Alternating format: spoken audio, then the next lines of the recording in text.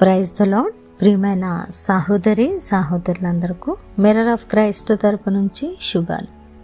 ప్రియమైనటువంటి వారులారా, మీరంతా బాగున్నారని, అలాగే ప్రతిరోజు డైలీ వాగ్దానం ద్వారా ఆదరించబడుతూ ఉన్నారని విశ్వసిస్తూ ఉన్నాము.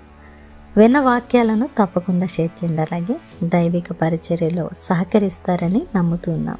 ఈరోజు దేవుడు మనతో మాట్లాడుతున్న బలమైన వాగ్దానాన్ని ధ్యానం చేసి మన జీవితంలో పెట్టుకుని ఫలించే వరముగా ఉందాం.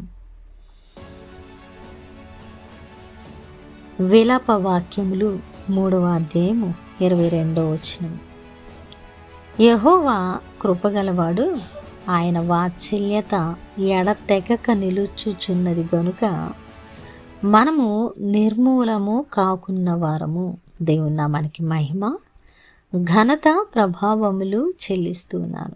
సహోదరుడా, యెహోవా కృపగలవాడు కాబట్టే, ఆయన వాత్సల్యత ఎడతెగక మన పట్ల ఉన్నది కాబట్టే మన వ్యతిరేక పరిస్థితుల్లో, కృంగిన స్థితిగతుల్లో మనము నిర్మూలము కాలేదు.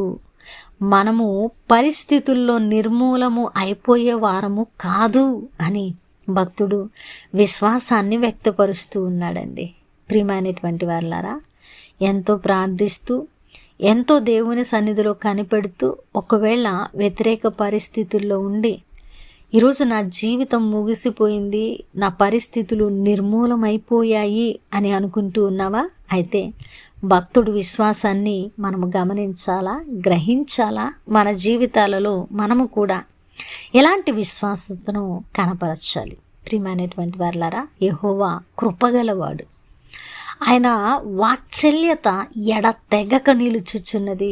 ఆయన ఒకరోజు ప్రేమించి 2 రోజులు విడిచిపెట్టే దేవుడు కాదు.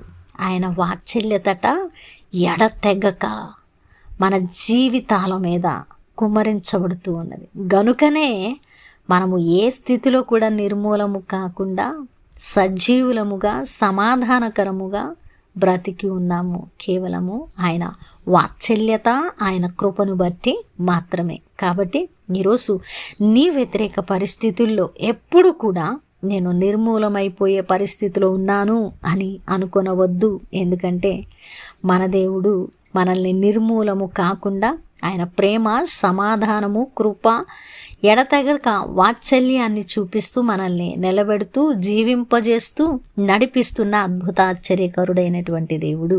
కాబట్టి అద్భుతమైన మాటను బట్టి బలపరచబడి మనము కూడా విశ్వాసంలో ముందుకు వెళదాం.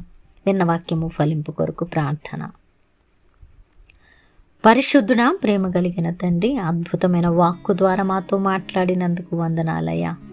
మీ కృప, మీ వాత్సల్యము మా పట్ల ఉన్నది కాబట్టే మేము ఈరోజు వరకు సజీవుల లెక్కలో ఉన్నాం. అందును బట్టి మీకు వందనాలు ప్రభు. ఈ మాటల ద్వారా ఎవరు ఆదరించబడ్డారో వారిని బలపరచండి, స్థిరపరచండి.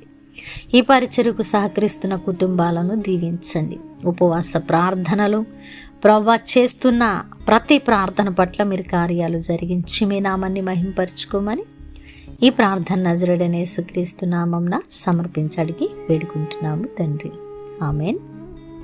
ప్రియమైన దేవుని బిడ్డలారా, వినవాక్యాన్ని తప్పకుండా షేర్ చేయండి, అలాగే దైవిక పరిచర్య బహుభారం కలిగి ఉన్నది, సహకరించండి. దేవుని చిత్తమైతే మరలా కలుసుకుందాం. దేవుడు మేము దీవించునుగాక.